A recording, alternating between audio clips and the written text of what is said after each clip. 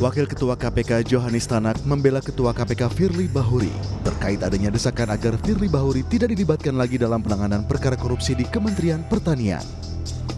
Desakan untuk Firly tak ikut mengambil keputusan dari proses hukum kasus korupsi Kementerian Pertanian muncul setelah foto pertemuan Firly dengan Syahrul Yassin Limpo beredar di tengah isu pemerasan pimpinan KPK. Wakil Ketua KPK Johanis Tanak mengingatkan jika Firly Bahuri masih memiliki wewenang sebagai pimpinan KPK. Tidak ada kekhawatiran konflik kepentingan. Saya bisa katakan tidak ada buktinya. Sejak pengaduan ada, kemudian penyelidikan dan penyidikan, tetap saja berjalan lancar. Tidak ada hambatan bagi kami yang kemudian menetapkan tersangka. Siapa tersangka? Kalau Pak Firly tidak dilibatkan, justru salah kita. Kenapa? Tidak kolektif kolegial. Perintah undang-undang, bukan perintah kami, bukan maunya kami. Tapi kalau Pak Firly tidak ada, tidak boleh diikutkan. Sementara beliau masih punya hak sebagai pimpinan, kemudian kita mengatakan, sudah Bapak nggak boleh ikut.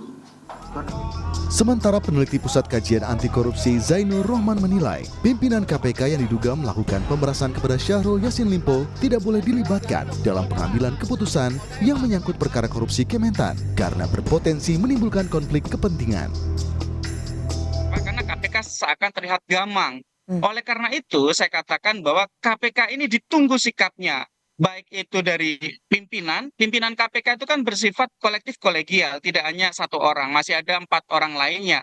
Untuk penetapan status tersangka itu pun tanpa kehadiran, tanpa persetujuan dari FB pun itu bisa dilakukan. Yang kedua adalah Ketua KPK jangan diberikan akses informasi apalagi ikut mengambil keputusan. Kenapa? Karena ada potensi benturan kepentingan. Benar belum ada pengumuman status tersangka terhadap FB. Tetapi di KPK juga ada peraturan tentang pencegahan dan pengelolaan konflik kepentingan. Sehingga saat ini KPK telah menetapkan mantan Menteri Pertanian Syahrul Yassin Limpo dan 2 pejabat Kementan sebagai tersangka kasus korupsi. Sementara Polda Metro Jaya belum menetapkan tersangka dalam kasus dugaan pemerasan pimpinan KPK oleh Syahrul Yassin Limpo. Dalam kasus pemerasan, polisi telah menaikkan kasus ini ke penyidikan namun masih memeriksa sejumlah saksi dan barang bukti, termasuk foto pertemuan Firly Bahuri dan Syahrul Yassin Limpo yang beredar. Tim Liputan Kompas TV.